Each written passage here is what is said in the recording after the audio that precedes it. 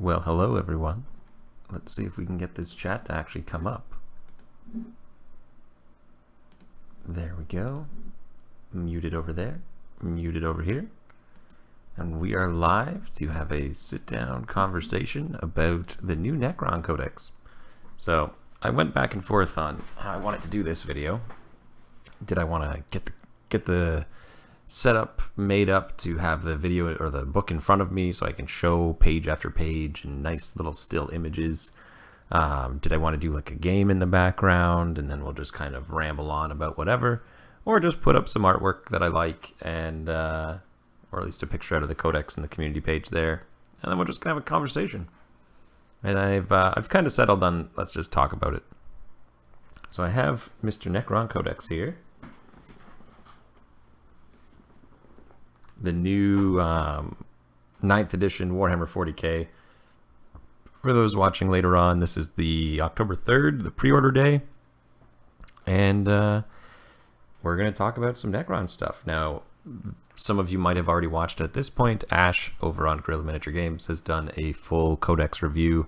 And I've seen like a dozen pop up this morning with all kinds of folks showing off the new 40k stuff, including battle reports. There are just everything that you might want to watch. So if you're interested in something like that, feel free, go on over there, watch those videos. They'll give you more in-depth pieces. But I just wanted to hang out, answer questions for anyone who was curious about something ahead of time, and then give my kind of personal thoughts, having played a couple games and started reading it. Now, I'm not I wasn't a Necron player prior to the Indomitus start. I had played against Necrons. I had friends of mine always played Necrons, and so I was familiar about the rules, but most of my memory of Necrons comes from way back when. Probably 3rd, 4th, 5th edition. Even 3rd and 4th. I don't even know if they make it to 5th edition, where I still liked the Necron faction and they weren't just like a gimmick. I understand that they came back a bit in like 7th or something like that. But I don't have a lot of knowledge of that because I kind of dropped out of 40k for a few years there. But yeah, so we're gonna hang out. We're gonna chat about some Necron shenanigans, some 9th edition, and yeah, I am a big fan of the new book. Like on the top of it, the new layout for war gear, the new layout for the points values. Thank God the points values are starting to get taken under control. Like, okay, you want to have a few special weapons that cost extra points? That's fine. But like every single model with every single piece of war gear all having to have their own independent point system. I get it that people felt like that was a granularity, that made it better. But there was just too much shit. And it was too difficult to try and figure out how to build a list. Like I've talked about this a couple of times recently. About how much of a pain in the ass it is to try and play Warhammer. The new point system fixes that so much. It makes it so much easier to just build an army. And then the other thing I'm a big fan of is the Glossary Page, which essentially has a whole bunch of references to different rules and effects and things like that at the back of the book. I also like that they actually got some new artwork.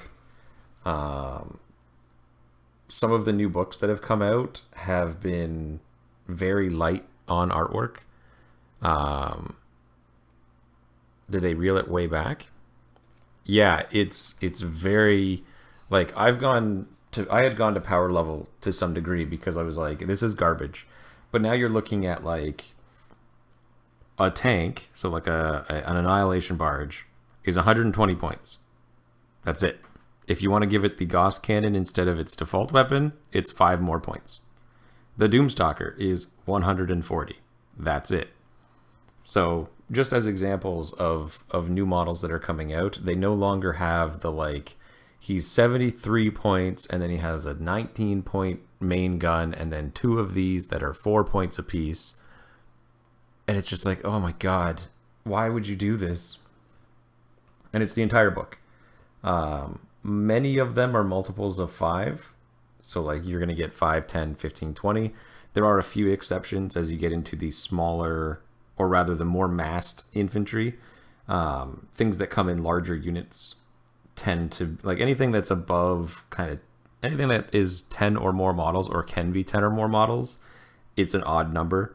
As in to say like a 28 or a 13 or a 17, like things that are a little bit harder. But for the most part, things are 5, 10, 15, 20, whatever, 250, 350, 190. Like, it's so nice. Oh yeah, don't forget to check the errata on points adjustments for guns. And it happens all the time. And then the weapons list of like what all the weapons do is all laid out comprehensively at the back of the book, with little references to their abilities plus all of their stats lined up. There's a picture of every type of unit now next to every stat block. So if you didn't know what they were, if I said, hey, do you have the Ophidian Destroyers? And you went, that's barely English, you'd at least be able to see that. Is there anywhere out yet to view the codex? Ash has a YouTube video up if you're interested in watching over there on Guerrilla Miniature Games. There's a full Necron review, and there's a lot of other stuff. And there's lots out there. Like, just look up Necron Codex review. It'll come up for sure. Yeah, having the options for a unit listed under that unit rather than being in a big list, absolutely. Like, quality of life improvement is the name of the game here. The only thing that I kind of find annoying in layout terms, though they've even done a nice bit here, on the right side of each of the pages, there's a little line, like a colored tab, basically saying like army rules, gameplay rules, crusade rules, battle forged rules, and that's where you're getting your dynasties from, your stratagems from, your arcana that you get for your cryptex, and then of course like your general army rules, so things like your warlord traits and some of the relics they're in there, and then the crusade rules and some match play ones because they got their own chapter approved objective options or things you could take as secondary options. Yeah, I just hated Warhammer 40k list building. Like, I use the app, I shouldn't say that. I use Battle Scribe because the app can't do it yet, and I may do the app once it eventually gets its ability to use it. Like, I don't mind paying for a service if it's a good service for something I like, but until it does it, I don't have any interest in subscribing to it. Yeah, so bit of things about the Necrons. So I've had an opportunity to read through the book, read through what's going on. Very little has actually changed lore-wise from the retcon ever since they became Tomb Kings in space. They are still just Tomb Kings in space. The only change now is, and this is sort of an interesting tie-in to the Cicatrix Maledictum, the big story plot in the latest edition of Warhammer 40k, has the Imperium being split in half by a giant Chaos Warp Storm. And apparently what that has done has actually caused more Necron tombs to awaken faster.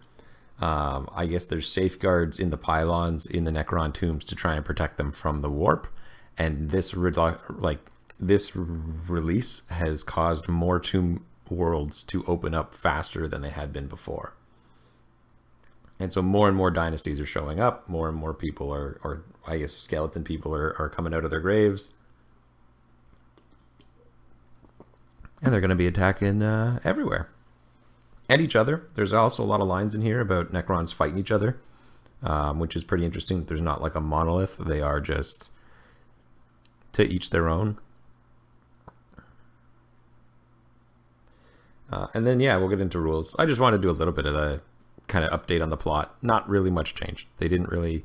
The biggest thing is that the Silent King has returned, and he's just uniting the Necrons. Like, that's it. He's the big man. He's Catacrow's Future Edition, where he's come back to unite all of the Skelly Men. One of the houses, one of the dynasties, has directly aligned itself with him, and they're working together. And so if you play I believe it is the Nikolak. Let me double check. Amusingly, the Silent King is a Supreme Command choice. So he ends up having to take up that, or he's like a Lord of War, so he ends up having to fill into that Supreme Command because he does have the Supreme Commander tag, which I thought was pretty neat. Sorry, he's Zarek, not Nikolak. Zarek is the other one.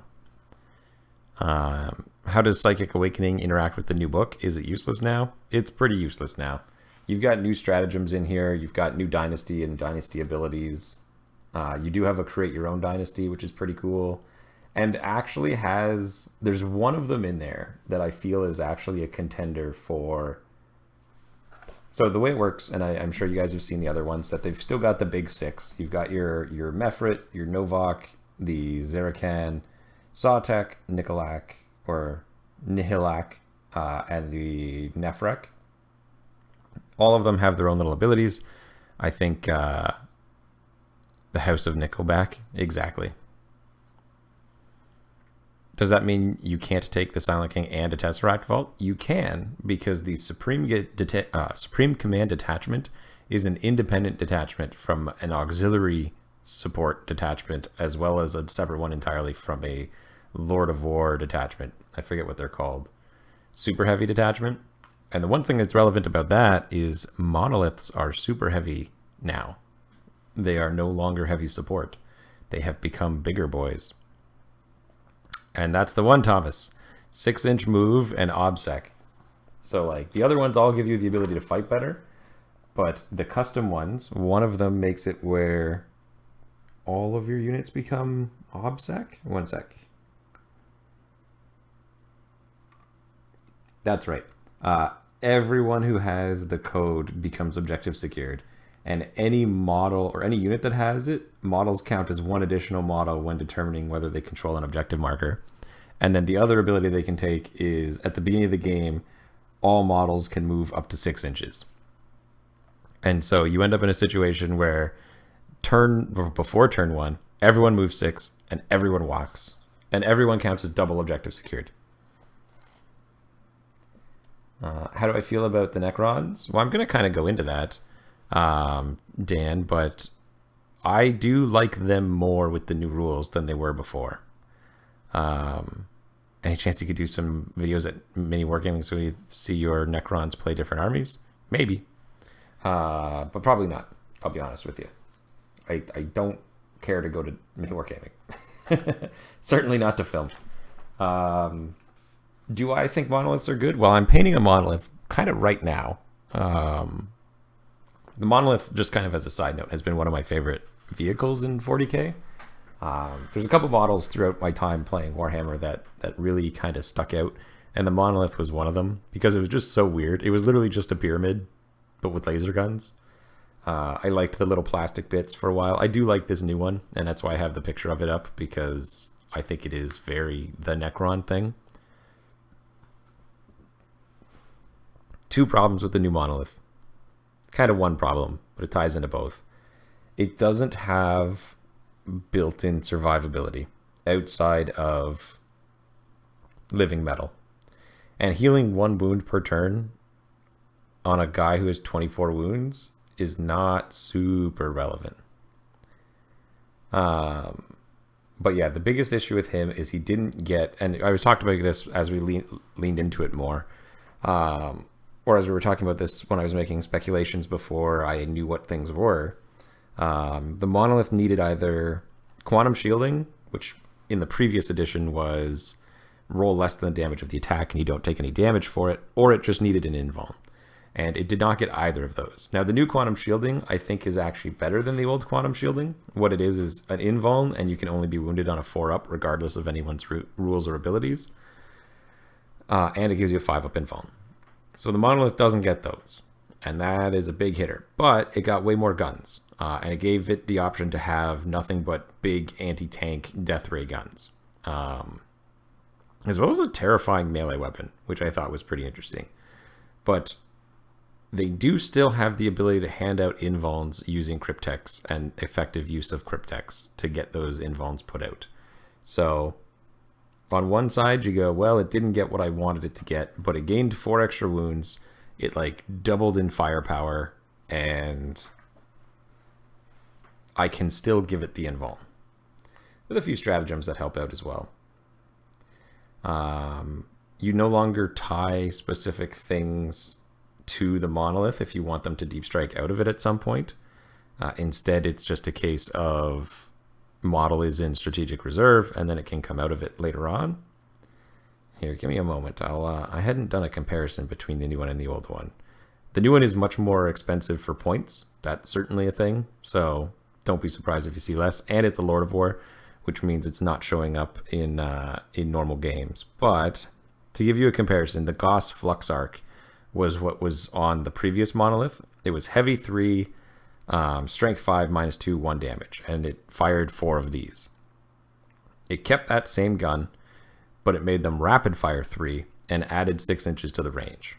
And then the Particle Whip, which was heavy 6, strength 8, -2, D3, has become heavy D6, strength 12, -3, flat 3. And blast. Blast is fine. It just means you can't use it in melee, but you don't gotta worry about melee because it has a weapon called the Portal of Exile. So its little teleporty portal, it has now become a melee weapon. Every time it attacks with its 6 attacks, they automatically hit at -3 flat 3 damage. You still have to wound, but you're strength 8. So like if Space Marines or Terminators or something like that tries to jump your monolith could just kill them all. Like 6 guys a turn, just absorbing them into the portal. And it still gets the Dynasty tag. So it's going to get whatever Dynasty abilities you chose, like moving forward 6 inches at the beginning of the game, counting as objective secured. Or you could get Mephrit and get an extra 3-inch range on your guns and an extra AP at half range. Now, I don't think that one actually works for him as well. I think that being able to... Maybe. There's also a 6-up invuln one. That's pretty cool. And you can give him an option. Instead of those rapid fire guns, you can give him 4 heavy 1, strength 9, -3, D3 plus 3 damage, short range death rays. So you could end up in a situation where you have like really powerful anti-tank, single anti-tank kind of guns. I don't really like that. I think more shots with the rapid fire is the way to go because it's going to work out in way more situations. And it's like a horrifying amount of shots. If you're within 15 inches, this thing shoots you, what, 3, 6, 12, 24 times, and then D6 more times. And if you're Mephrit, it's like 17 inches, and they're -3 every time, or -4. Yeah, I was looking at the obelisk because I didn't really ever consider it. Like the Tesseract Vault is awesome because it gets all the Necron ability or the Catan abilities and an invuln and things like that. But it's lower toughness and it doesn't really have much guns. But then the obelisk is even weirder where it has a few extra wounds. Oh, it also gained 4 wounds. It has 24 now. Yeah, the portal just insta-killed within 2 inches. You had to charge it and you had to watch out it didn't just kill you.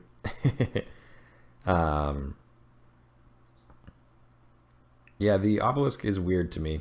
I like the gravity pulse on it because like the first thing I thought of,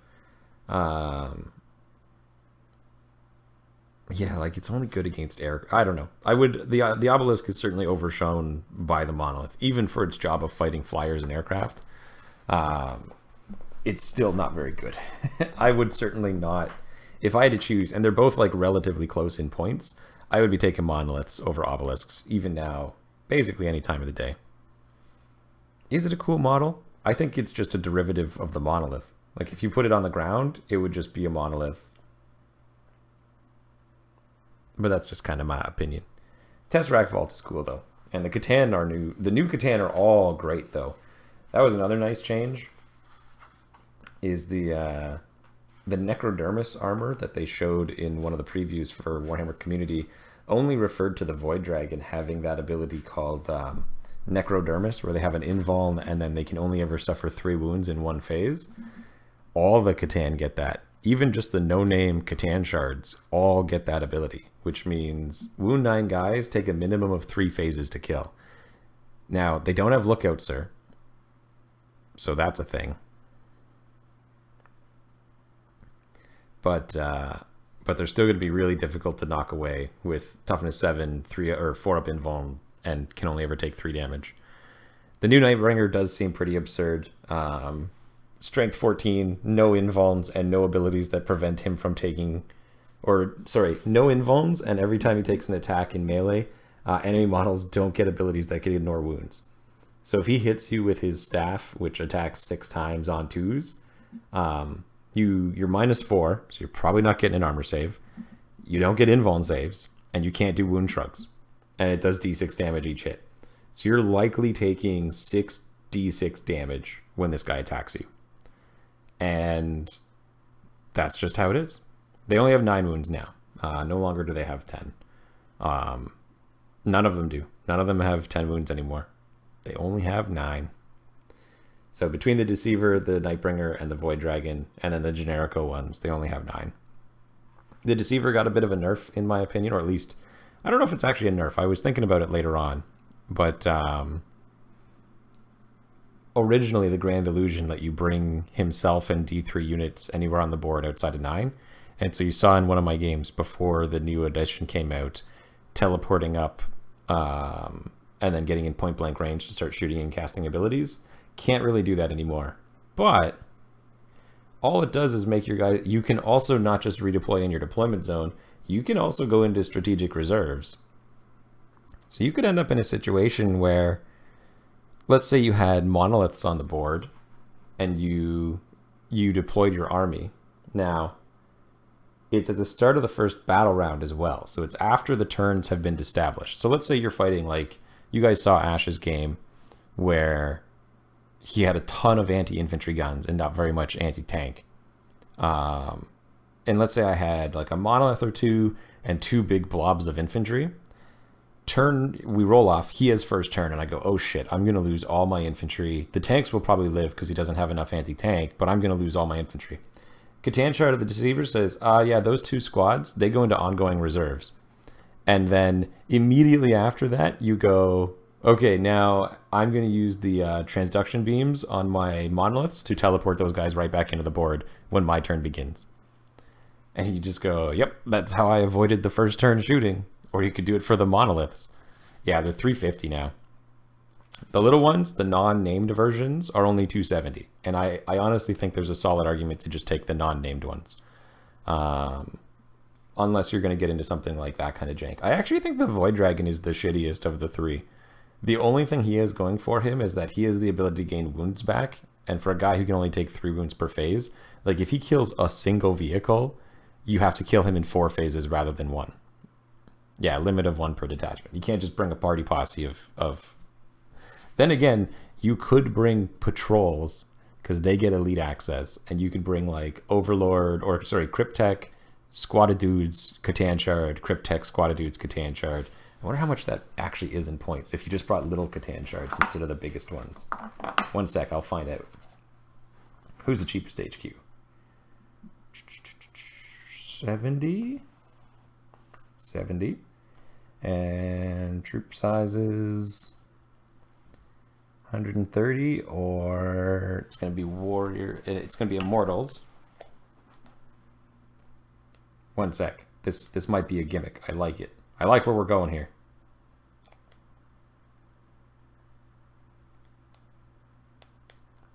Okay, so you could have no command abilities, but for 425 points, you get a patrol with 5 Immortals and a Lord in it, along with your Catan Shard. So you could bring, in a normal game, like 3 Catan Shards and have 500 points for more stuff. No, Cryptex are not the cheapest, actually. Unless I just missed it. Because there isn't a base Cryptex anymore. There's a Technomancer, who's basically the old Cryptex, but then they have the Plasmancer, the Psychomancer, and the Chronomancer. Chronomancers are very good for 80 points. They're the guys who have the ability to hand out an invuln. But Technomancers are really good because they're the only way to get guys back in a unit after the unit has failed its reanimation. So units that have gone down below their starting number, he can bring them back. And if they're warriors, he gets D3 of them back. Or if they're core. It's one of the 2 of those. But pretty good.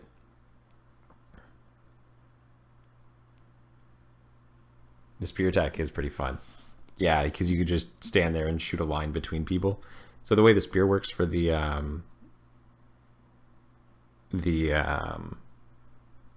oh my goodness, the Void Dragon Shard is like after you shoot a guy, you draw a line between you and him. Is it wise to bring 5-man units of things with the way reanimation protocol works now? Well, unlike Age of Sigmar, you don't get discounts for bringing bigger units. So on one side, you're not going to get as many back if he wipes out the unit with 1 round of shooting.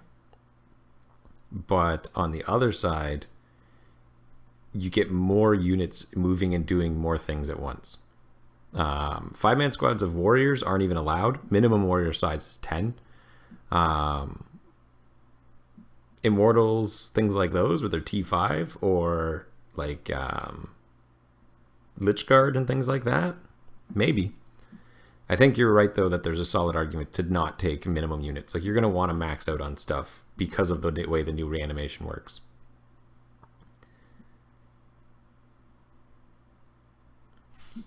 Let me see if it hits your own models. I think it's enemy models between it and there, but let me verify that before I make that claim.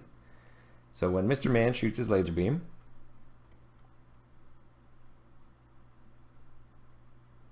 yep, it's every unit it passes over. So each time an attack is made, if a hit is scored, draw a line between the closest point of this model's base and that of the closest model in the target unit. Make 1 wound against that target and each other unit this line passes over. If it's a vehicle, they take extra damage. Yep, so you could totally zap your own dudes if you wanted with the Catan Shard of the Void Dragon.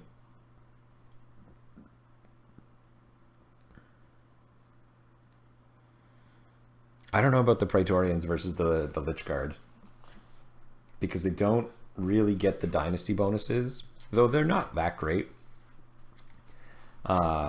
without your good friend Silent King being there. Silent King's amazing. I'm sure everyone's talked out about him on the other videos, but I really like the new Lich Guard, because 2 wounds each, doing 2 damage each with the War Scythe at strength 5, toughness 5. So like every 2 of these guys that dies has 1 of them coming right back again. And being T5, I mean, I guess heavy bolters are a big issue now. Maybe you bring the dispersion shields and you have a 4-up, 2-up, because they get the +1 save. Because dispersion shields are just storm shields. You get a 4-up invuln and +1 to your saves on them.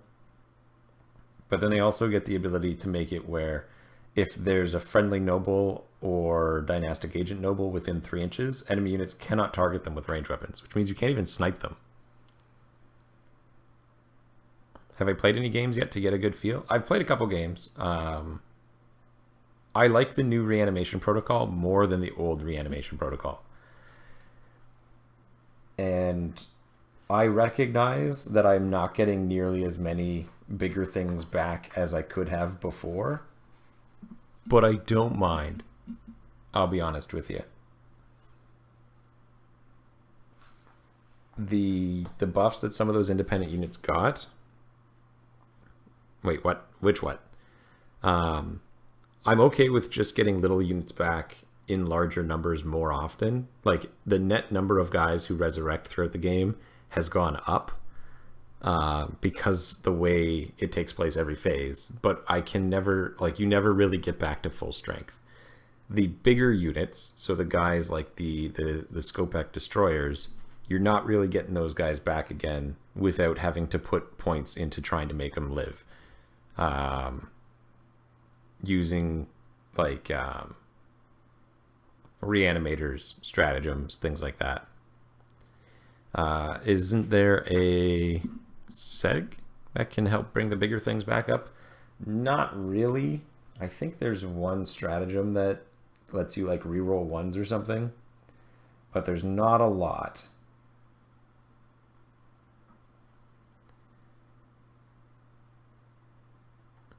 Yeah, we were right about the reanimation later via CP, HQ, and Strat. Oh yeah, and I even said it during it that like I would be shocked if there wasn't something like the Ghost Arc does it, the Technomancer does it. Ghost Arc, Technomancer, and then Resurrection Orb. And what are we talking about? Command Point and a Technomancer? I'm confused here, Lieutenant Anders. Either way. Yeah, so all in all, I don't think it's the end of the world. And you get a few of them back anyway. In your back rep with Ash, it did seem like Necrons were very CP hungry.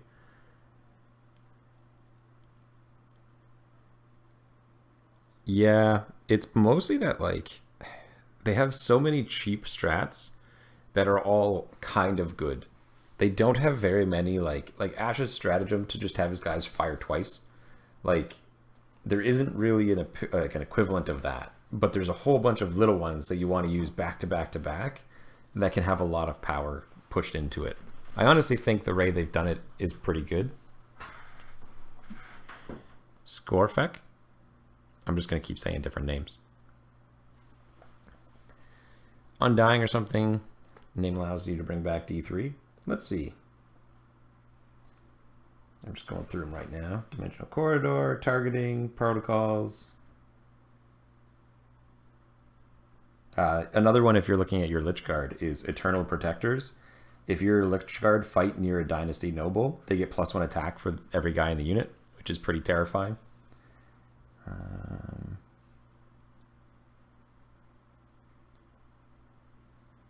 Deathless Arise allows the Technomancer to use his ability twice. Doesn't mean he can target the same unit twice.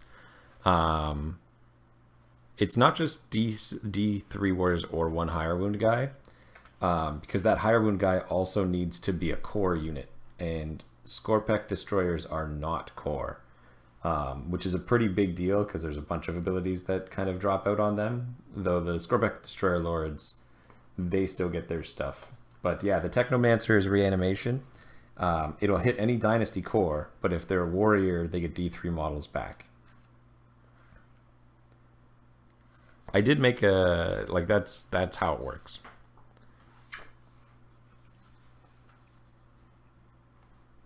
Yeah, so like, amusingly, Lich Guard are core, Death Marks are core, so you can bring those guys back to life. Immortals are core, Warriors are core. That's kind of it. There's a few other ones. Fun guy, who I didn't like, the Hex Mark Destroyer with his 1,000,000 pistols, is actually a terrifying model. So he hits on 2s, as you'd expect. Strength 5, Toughness 5, 5 wounds. Space Marine, 3-up save. But he's 6 shots on 2s with a Strength 6, -1, 1 damage gun. That's range 18, which is pretty far. But every time he kills a guy, every time a model is destroyed, he shoots again.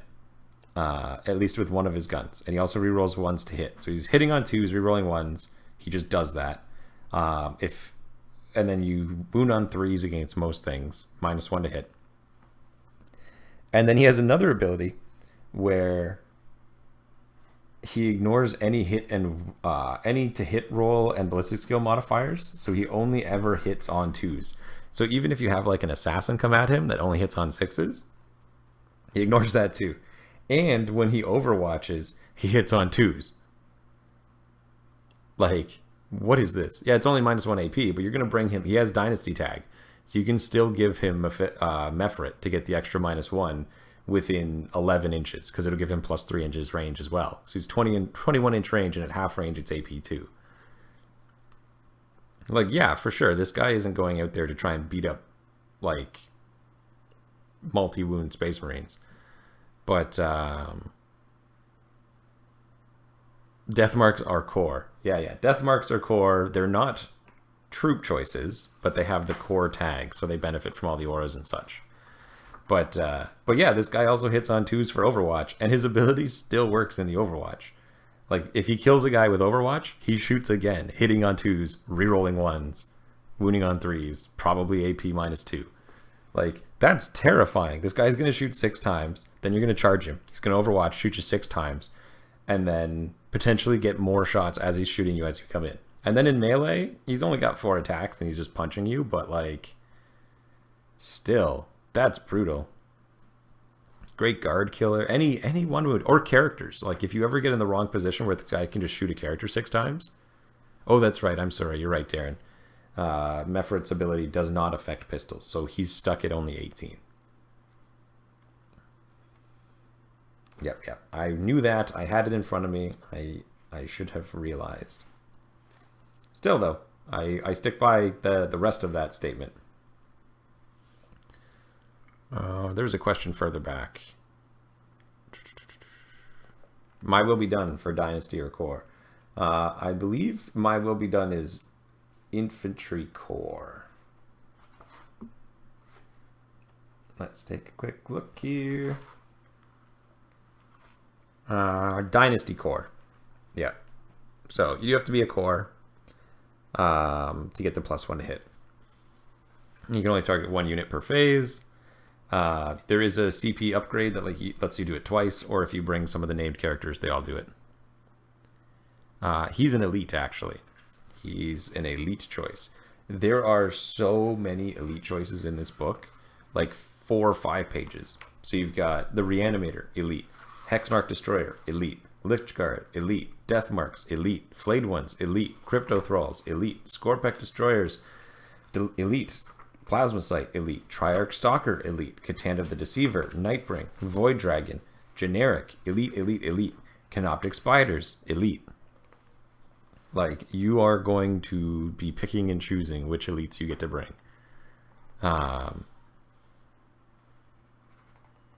So that's how that's going to work. Would I bring a few Ghost Arcs to bring back models? If I'm going to play Warriors, probably.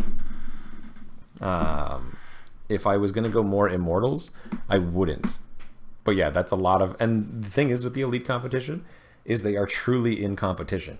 I don't think... And this is one of the things that I really enjoy about the way this book has been made, is that it's apples and potatoes. You're not deciding on this is the optimal choice. So like, okay, you're going to run a Scarab Swarm kind of focus list. Lots of fast attack, lots of stuff. Then you're going to want Cryptex Spiders. Well, that's elite choice. And if you're going with those guys, you're going to need something that can break armor. So maybe you bring some Triarch Stalkers, and there's your other elite choice.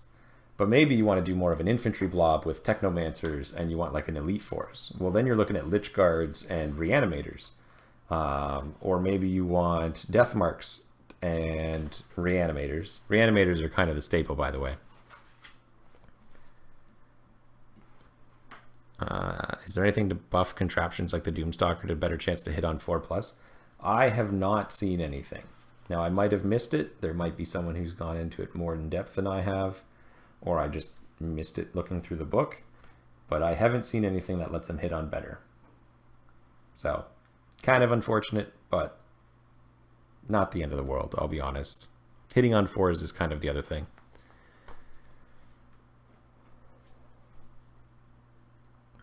This is the thing, is like, there's always this like mad dash to try and find what the optimal list is and what unit is the best unit in a book. I don't want there to be a best unit. I want all my units to be pretty good or okay, and all do the thing that they do pretty well. Because fuck the Eldar. We're all Eldar now. And and every unit should have a specialty, and you should be able to build a list around different types of specialties to have different feeling lists. Are Reanimators worth taking? I think Reanimators are worth taking. If you're going to have any number of infantry or elite units, bring the Reanimator, because you're going to get a third of your guys back that you wouldn't otherwise have gotten.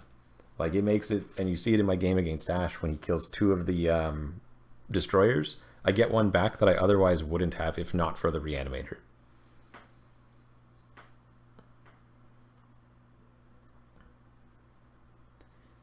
Yeah, there is a 1 CP strat to do an auto wound.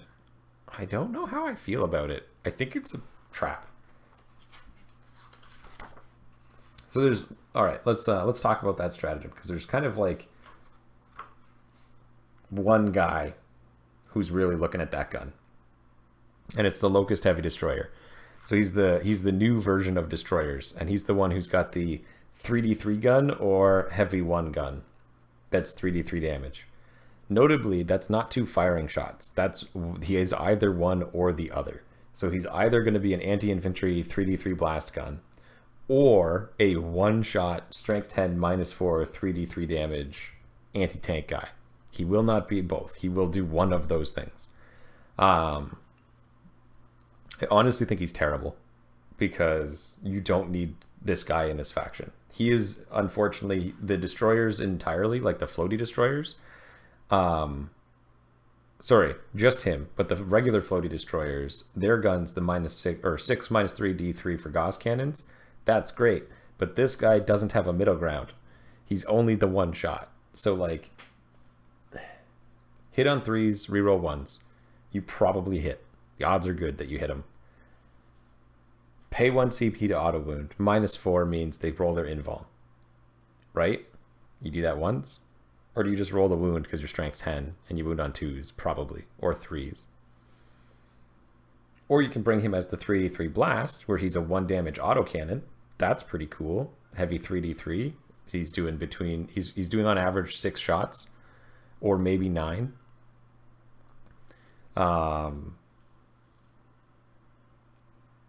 But yeah, I don't know. He's weird. I'm going to need somebody else's stance on it. Because in my mind, he's just overshadowed by regular destroyers, whose heavy 3-gun does the let's shoot multiple people better because it's higher AP and higher damage. And now a lot of guys are multiple wound. Or you go a totally different direction and you bring something that'll have way more survivability than him that can break tanks. Like the, a Catan for one. Or if you want to do it from a distance, the Doom Stalker, who shoots the same kind of gun, but it's D6 shots and D6 damage. But -5 as well. And shoots at 48 instead of 36, which isn't a huge difference, but it's relevant, and like, gotta bring that up.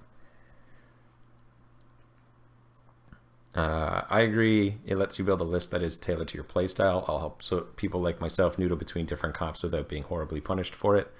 Yeah, and that's kind of the thing, is there's a lot of choices here. How many points is Mr. Destroyer? He is 70 points apiece. Floaty Destroyers are still great. I don't think they got nerfed all that much. The biggest thing they got nerfed by is the fact that the way reanimation works, they were a unit that was really hard to push because T5, 3 wounds each, and you can bring 6 of them. Normally you'd only kill like 3 or 4, and then you'd get 2 or 3 of them back again using different abilities. Now, because of the new reanimation, they're harder to actually survive, but their damage output is still phenomenal. Like 3 shots each, hit on 3s, reroll the 1s, -3, strength 6, D3 damage apiece. Like, you're crippling a lot that you want to kill. And yes, they move 8. They're going to move 9 because you will always have a Lord near these guys. You can't My Will Be Done them anymore because they are not core. So that's the thing. You're not hitting on 2s. They are not core. So you won't be getting that. They do their job though. Like that's the thing, is they do the one thing.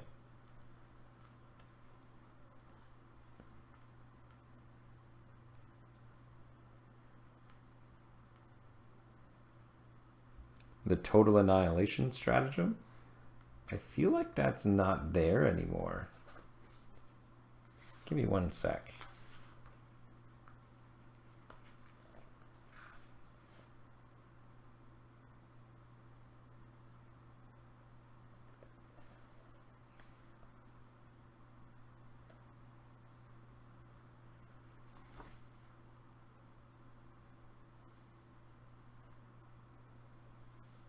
Yeah, the total, the stratagem to let them reroll all to hit into wound, that's gone, boys. So you don't get that anymore. Once again, that's a better thing in my opinion, because if they had that, they become the auto choice out of the heavy supports. Because all of a sudden, even if it's only strength 6, -3 D3 damage, shooting 3 shots per guy, is better than basically any of the other heavy supports' ability to do damage. Yeah, that was the one I was just looking for. Total Annihilation, I think is what it was called. But I was just going through the stratagems, and there's nothing that affects destroyers. Which is to say, there isn't anything that's going to give them a reroll everything. But this isn't a bad thing. Like, yeah, it means that you're not going to bring them, or rather, they're now doing one kind of thing, rather than they're effective against anything because you can do anything you want. Relics that stand out to me, there's a couple actually. So obviously I still like the Sempiternal Weave, though the problem is it only affects infantry nobles, so you can't give it to the Scorpec Lord because he's not a noble. Veil of Darkness is still amazing. The only issue with the Veil of Darkness is that you have to have both units wholly within 6 inches of each other. So you can't really take 20 Reaper warriors and teleport across the board. You could take a bunch of Lich Guard, and then you could play Novok. They get +1 charges. Bring that team, and then you could be charging on an 8, just teleporting into their lines right away. And you can do that turn 1, because it doesn't have the limits for where you can be redeployed. I actually like the Gauntlet of the Conflagrator. It wasn't very good before, but it's a way to hand out a lot of mortal wounds. Basically, what it used to be basically a once per game flamethrower. It's no longer once per game. It's pistol 1. Whenever you attack, you automatically hit, and instead of wounding, you just roll a dice for each model in the unit, and on a 6, they take a mortal wound.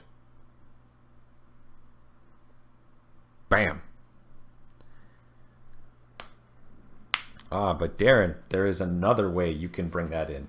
So Mr. Monolith can still deep strike. He didn't lose that ability, and units can still climb out of him. And you could spend 1 CP to instantly teleport them outside of it using the Dimensional Corridor ability. So that's a unit that's on the battlefield already, can be teleported, or you could wait and keep them in strategic reserves and have them come out that way.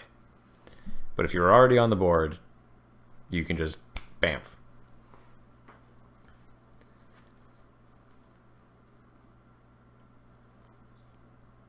I'm excited to add another monolith. I want the new monolith. He's so cool. I like the War of the Worlds Canoptic Destroyers, or Annihilators, whatever they're called. Was I on the page? Doom Stalkers. That's what they're called. My thoughts on the Gauss Reaper versus Gauss Flayer. So, for those of you who don't know what these weapons are, the Necron Warrior, so the basic dude, has 2 different weapon types that you can choose from. Either the Gauss Flayer or a Gauss Reaper. Now, as of Indomitus, and previously, they didn't even have a Gauss Reaper, but now they have a Gauss Reaper, which they got in Indomitus. And Indomitus, it was range 14, rapid fire, 5 -2, 1 damage. It is now Assault 2, range 12, 5 -2, 1 damage. So it's as good as the Flayer is at 12 inches. They both shoot twice, but it's higher strength and better AP, but it just cannot reach out and shoot outside of 12. 15 because you're playing Mephrit. or you walked 5 inches at the beginning of the game before the game started, and then you started fighting with your guys counting as double objective secured. But that's neither here nor there. I think basic Necron Warriors are amazing with the Gauss Reapers. I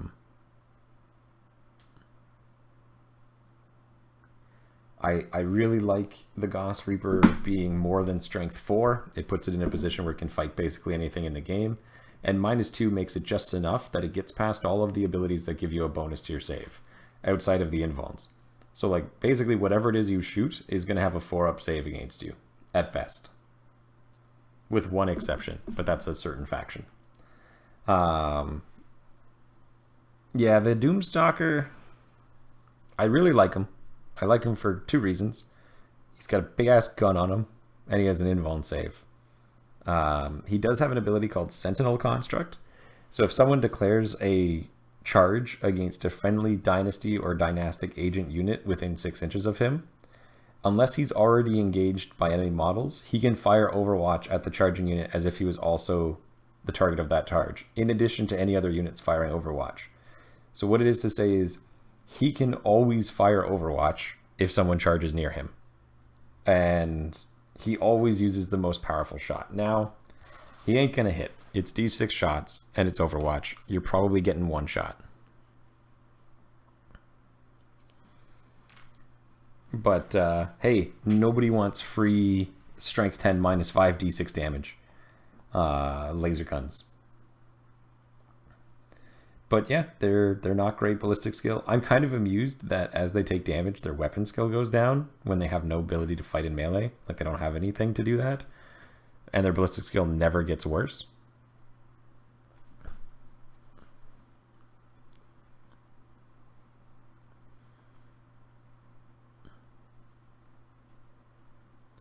Revenge of the Doom Stalker is the strat you're thinking of? Well, let's take a look here.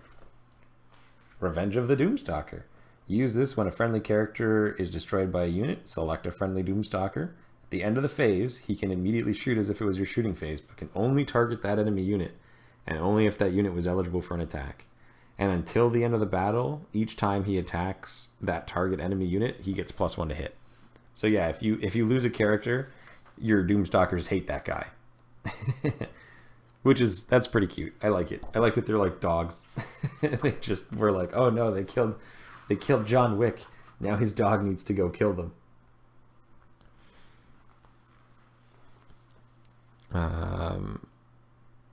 What do you think the negative are, and what are they missing? What type of army are you going to struggle against? They're going to be good against everything and also bad against things, depending on the matchup, because their units are more specialized. The new monoliths are likely going to be bigger. They certainly look like it, though it's hard to tell. Like, even looking at the picture that you guys can see right now, that dude walking out of there is a 32mm base and pretty large. Like, he's the size of a Primaris Marine, more or less. So looking at scale is weird.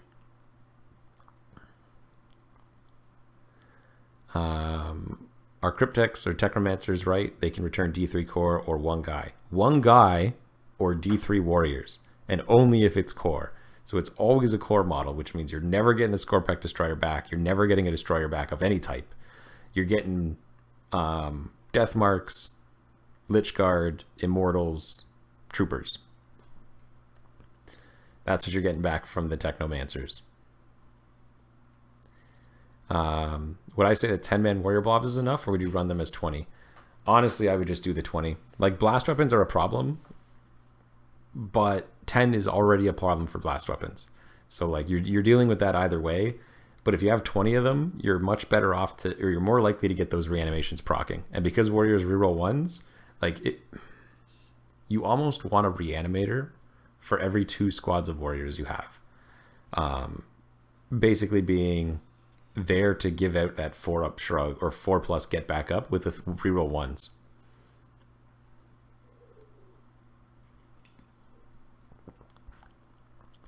There are no Cryptex. There are Technomancers, Chronomancers, Psychomancers, and Plasmancers. They are tagged Cryptek, but there is no generic Cryptek anymore. The only one of the 4 of those that can bring guys back is the Technomancer. So that's how that works now.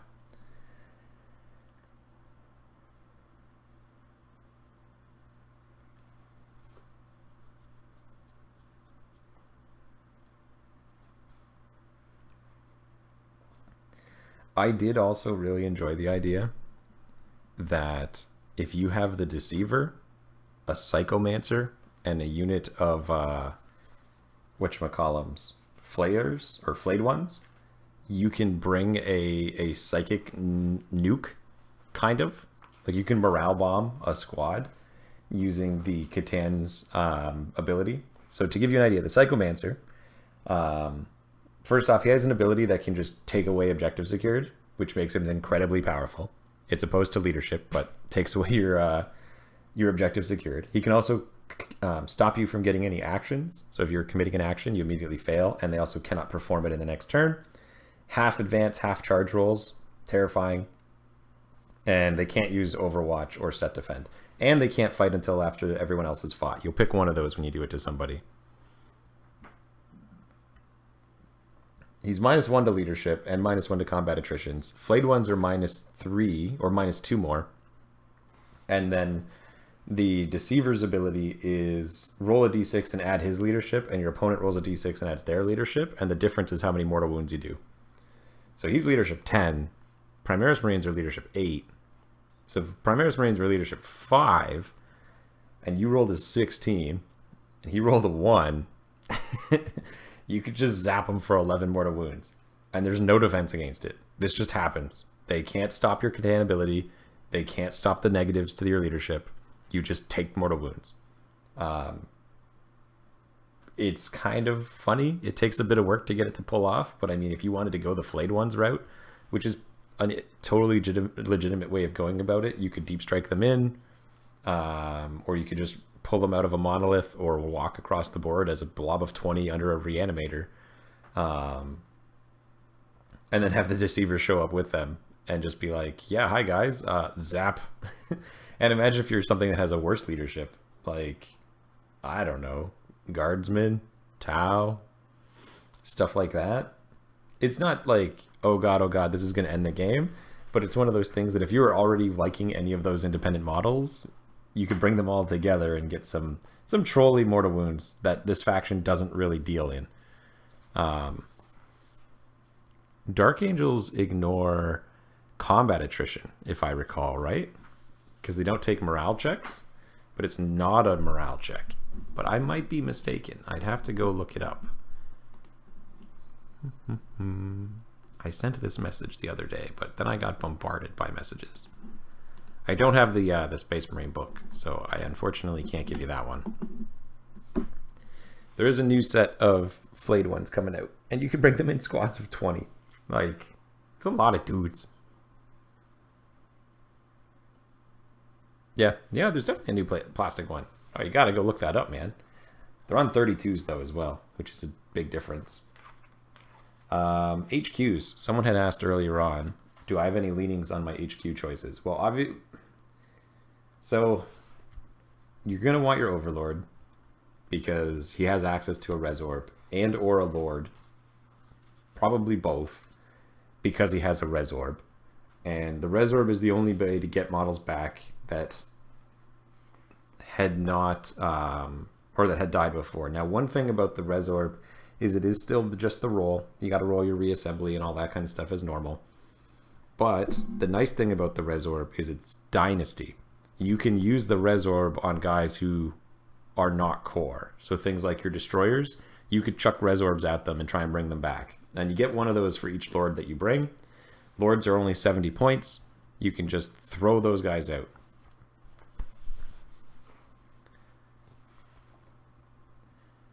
Yeah, they do ignore combat attrition, but this is not combat attrition. So they don't ignore mods to morale. You could lightning zap a bunch of Dark Angels guys. They won't run away because of it, but you could still zap them. Like, you could go up on a squad of Hellblasters and be like, leadership 5, take 11 mortal wounds, you bastards. Or 10 mortal wounds.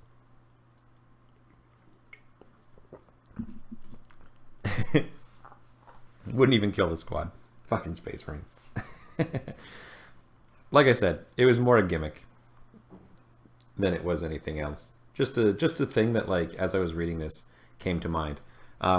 Okay, guys that come to my attention in HQ choices. The Chronomancer, 100%. He gives out Dynasty units a 5-up invuln, and they can reroll charges. Amazing. That guy's coming out. I like the Psychomancer, but he's for a different army. The ability to remove objectives secured and the inability for them to perform actions, as well as reducing their charges within 12 inches. All three of those are great.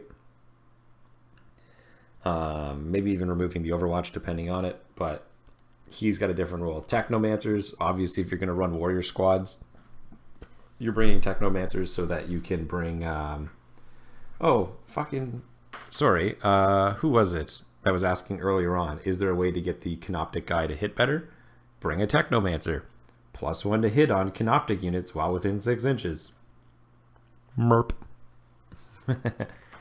Yeah, handing out a 5-up invuln to friendly units is pretty awesome. And then he has a bunch of different weird weapons that you can shoot at people. Most of them involve you don't get an invuln if you give him the Ion Staff. Or you can give him an Entropic Lance, which is basically a crack missile that's D3 plus 3 damage.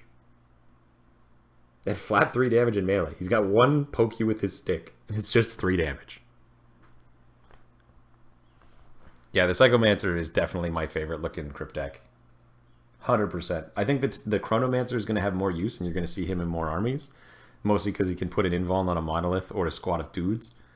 Or like if you wanted to go the flayed one route, you could bring a Chronomancer, toss an invuln on them, and then they're re-rolling charges and are also 20 guys strong. The Cryptex are amazing. And the other interesting thing about Cryptex is that if you have a noble, a second Cryptex unit can be included without taking up a HQ choice. So you basically can have 4 HQs in your army, so long as you have a noble. So like, if you wanted to have like a command structure of how your army was set up, you could go Overlord or Lord if you wanted a little guy. And I'd probably actually go with just Lords. I don't know if you actually need the Overlord for the extra bit of stats, because he's literally just an aura machine. He still gets the Res Orb, and he still gives a Relentless March, and he still gets the Lord Will. Or sorry, his is different. Has it always been different? Can you do both of these? Oh my god. I totally missed this. The Overlord's ability is My Will Be Done, where you get +1 to the hit roll. The Lord's ability is select a unit Dynasty Core, and they re-roll hit rolls of 1. I didn't even notice that before. I just assumed that the Lord was just baby Overlord with worth stats, but he's actually just different. No invuln though is a big deal, so he's just going to die like a bitch. Anyway, as I was talking about the HQ layout, you bring Lord, Royal Warden, and then you also bring 2 Cryptex of whatever poison you like.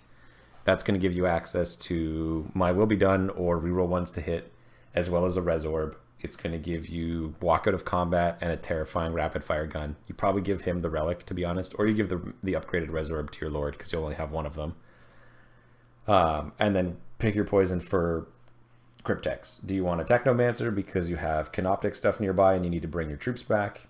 Or do you want to bring a Chronomancer because you'd rather have invulns? Or do you want to bring a Psychomancer because you want to troll your opponent? Or do you bring a Plasmancer because I just want to poke you and do a little bit of damage all the time?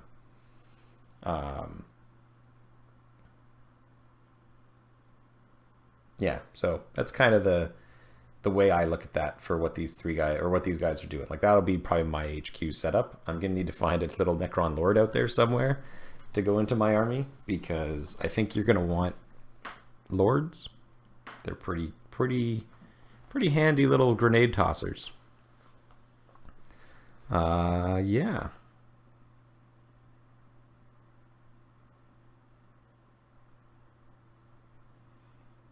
The Technomancer is probably going to be your staple, though, because he is the guy who's bringing stuff back, buffing the Canoptics, as well as repairing tanks. So he's kind of the base one, and then you specialize from there.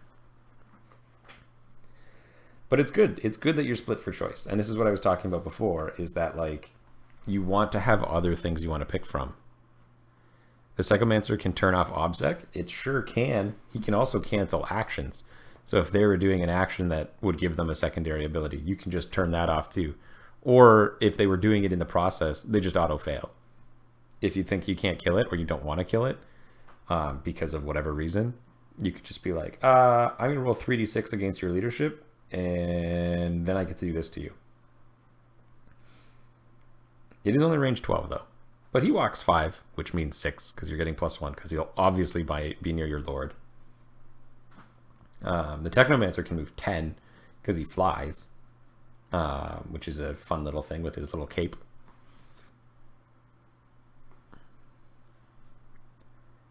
The little dudes that come with the Plasmancer and Indomitus, can you run more than 2 of them? And can they run with any Cryptex? So you can definitely bring more than 2, but not in a single squad. Let me make sure, because I didn't actually check, because I only have one of them.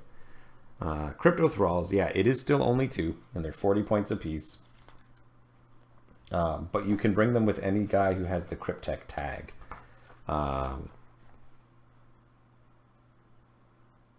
While within 6 of any Cryptex, they have a weapon skill and ballistic skill of 3+, and 6 attacks each. And then while within 3 inches of a Cryptex, they cannot target the Cryptex.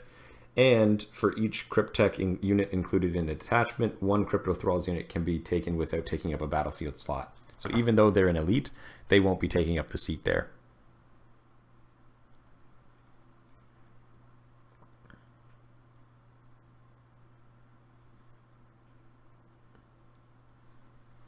Yeah, the fucking little the thralls are way they're the thing is like they're not that good.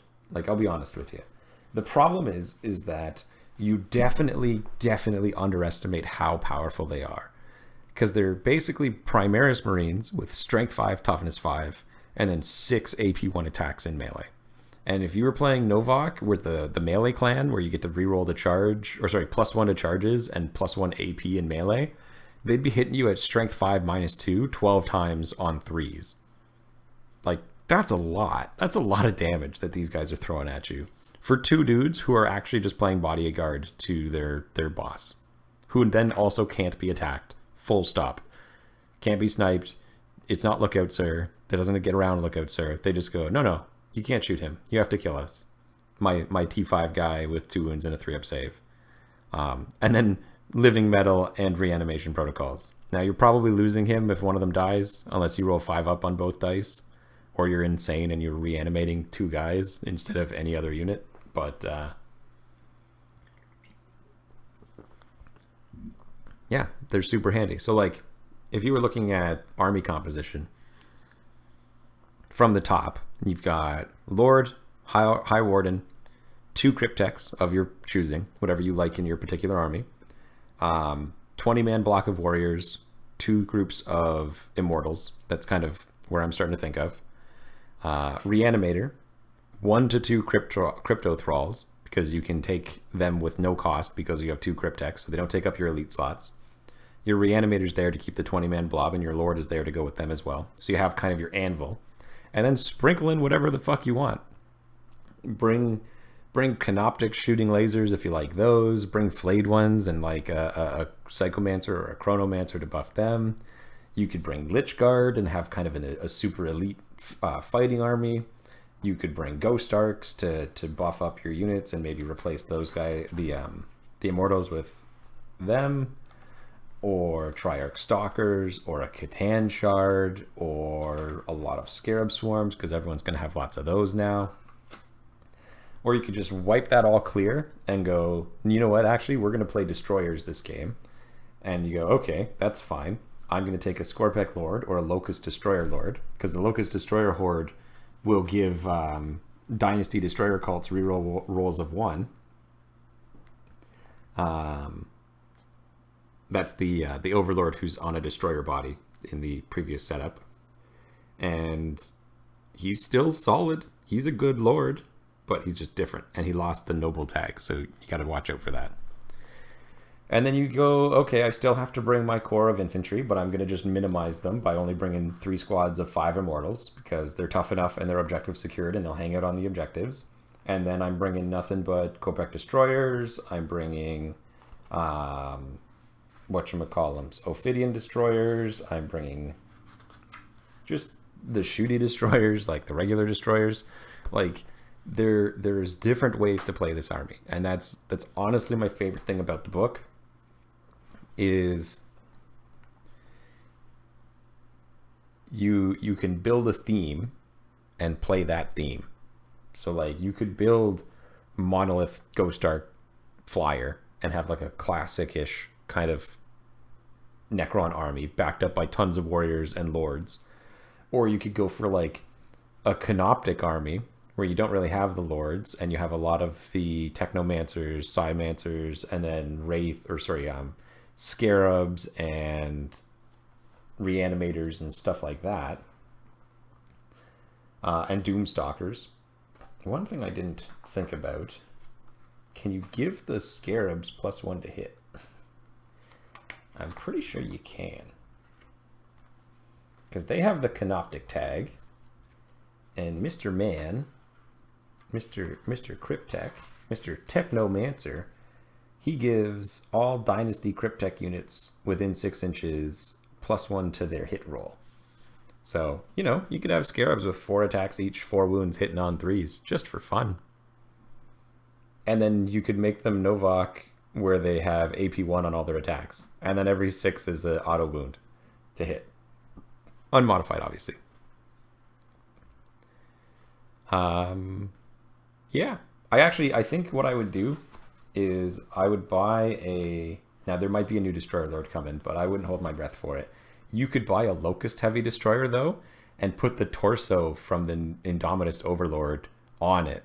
And that'd be a pretty cool looking Locust Destroyer Lord. So, yeah. All in all, I'm pretty happy about it. I like the idea that you could do a Canoptic Spider Force with particle beamers that are like a shooting battery, where you end up with 3 of them shooting 18 times, hitting on 3s, strength 5, and just laser beaming people while repairing scarabs that are around them, or denying psychic powers because you give them a bunch of gloom prisons. At least then you can play the psychic game and deny.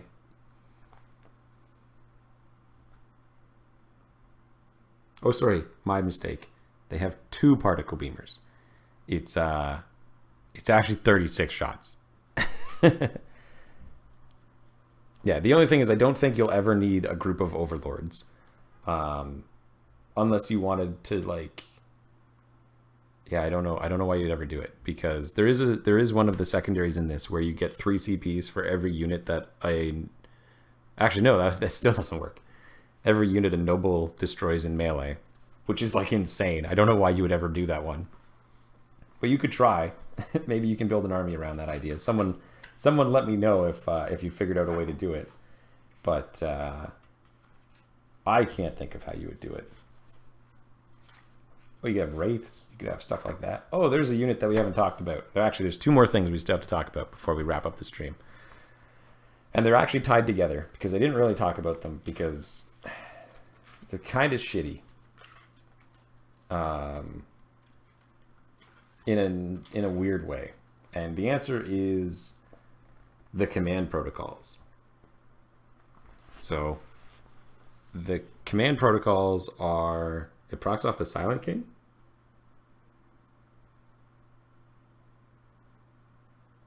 No, it doesn't.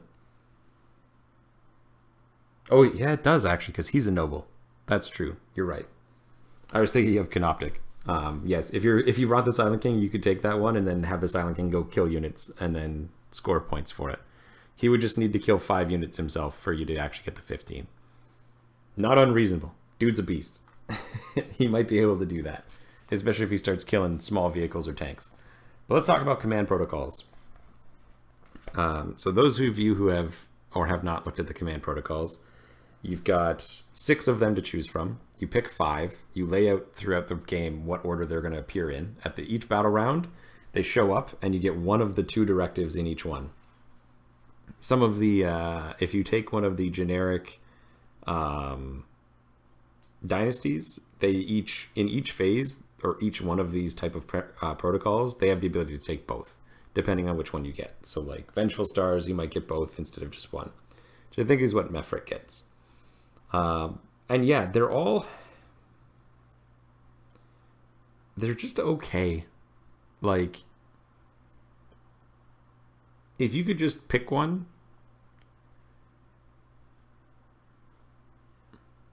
if they got rid of within 6 of a hero, I'd love them. Well, that's it. That's the first big problem, is you have to be within 6 of a hero. Though there is a solution to that, and the answer is the fortification that Necrons have access to. The Convergence of Dominion. They're relatively cheap at just over 100 points. They gain the Dynasty keyword, so they're going to get that. And then they hand out +2 to leadership for friendly Dynasty core. So you're going to shrug off a lot of leadership checks. They also count as individuals, so you deploy them 12 inches apart. They don't move, but you do that. They kind of move. And then they also are able to give out command protocols within 6 of them. They have a decent gun. It's pretty terrifying. It's Assault D3, Strength 4, -3, flat 3 damage, hitting on 3s, with Toughness 8 and 10 wounds and a 3-up save. So they're durable. But, and then there is an ability for a Canoptic unit. Notably, it's a Canoptic unit. It's not a Cryptex. Or sorry, it is a Cryptex. My mistake. Sorry. I'm looking at the wrong thing. It is 120 points for all 3. You get 3 of them for 120. So they're nice and cheap for a lot of wounds that are going to be floating around. But your Cryptex can spend an action and basically they teleport one of them off the board, and then it can deep strike on the following turn. Outside of 9, all the usual limitations. But basically you can get them out of your deployment zone and spread those commands further away. They die if they're off the board at the end. Also living metal, so hey, that's a thing.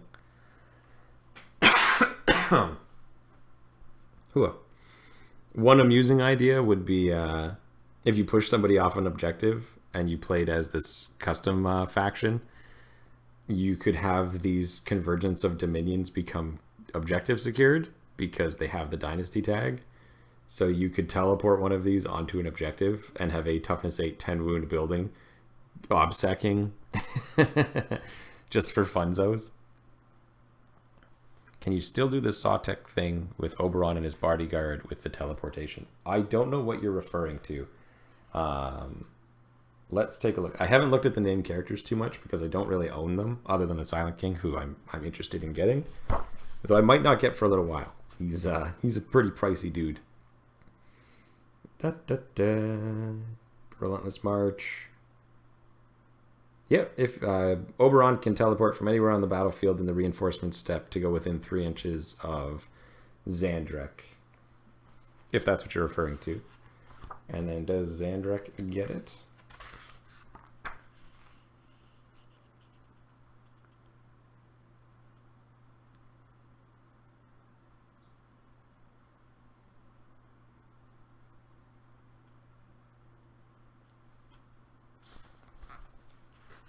Yeah, he doesn't get anything, but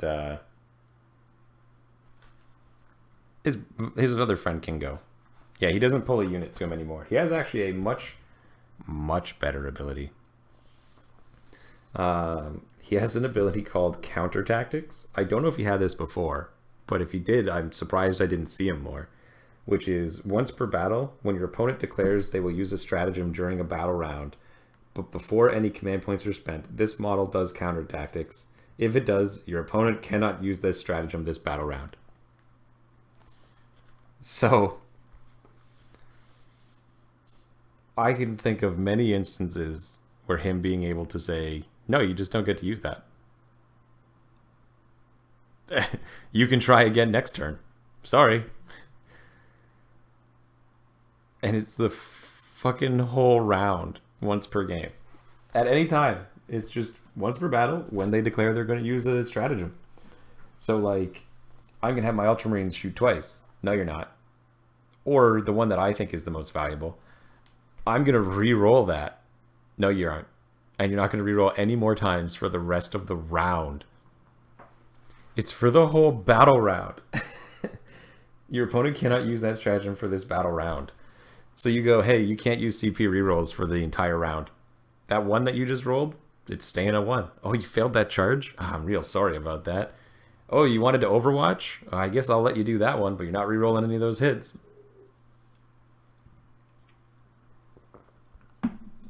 Yeah. You could even do it like right at the beginning where it goes, I'm gonna run to get onto that objective. Oh shit, I only rolled a 3. I needed a 4+. I'm going to re-roll that. No, you're not. And you're not going to get to do that again. And you're never going to try again until the next turn.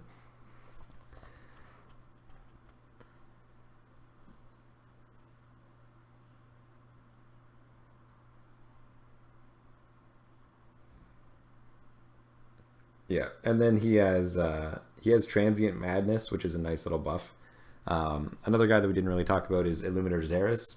Interesting change to him. I don't know if this is a change, but I believe it is his ability to give +1 strength, toughness, or ballistic skill is now bound to Necron Core rather than Necron Warriors, if I recall correctly.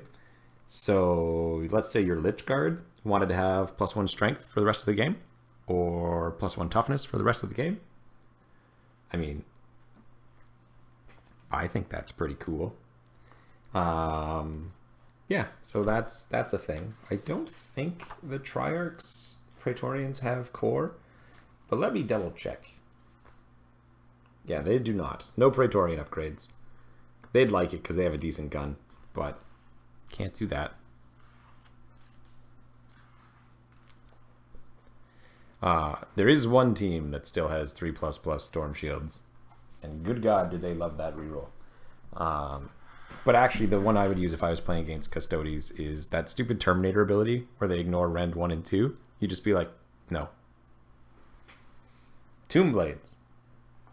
Are they core? Did I miss that?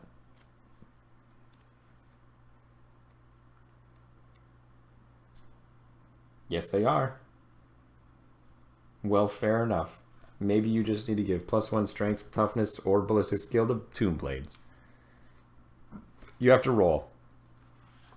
No, you can't just pick the +1 toughness. It is always a roll. Once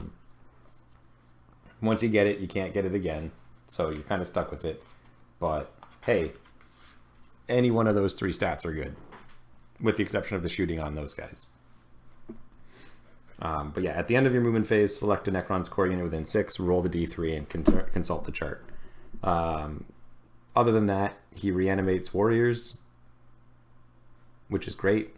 Or rather, core and warriors. He has the same rights of reanimation that the Cryptex have, or the Technomancer does. And it brings back D3 warriors. His aura makes it where Psychers take perils on any doubles rather than just 1 or 6. If he kills anything in the fight phase, he can use his augmentation a second time. So that's a thing. Do you have any plans to post battle reps on your channel in the near future? Yeah, there should be a 40k one coming out early this coming week. There's now a, I guess, dated Orc versus Space Marines one that's about to come out, but don't worry, it's horrible.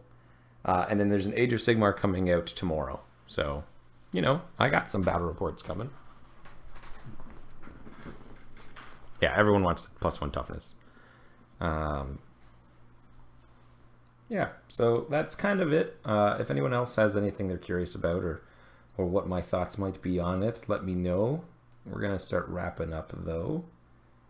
Anything else in here that I'm particularly interested in? Doomsday Arc has the new quantum shielding, and he's great. Still hits on 3s because he's piloted by a creature rather than an AI. I don't think he can rights on reanimation for 2. You can spend the 1 CP to get it on 2 units, but I don't think he has it built in. You get it on 1, and you can still only select once.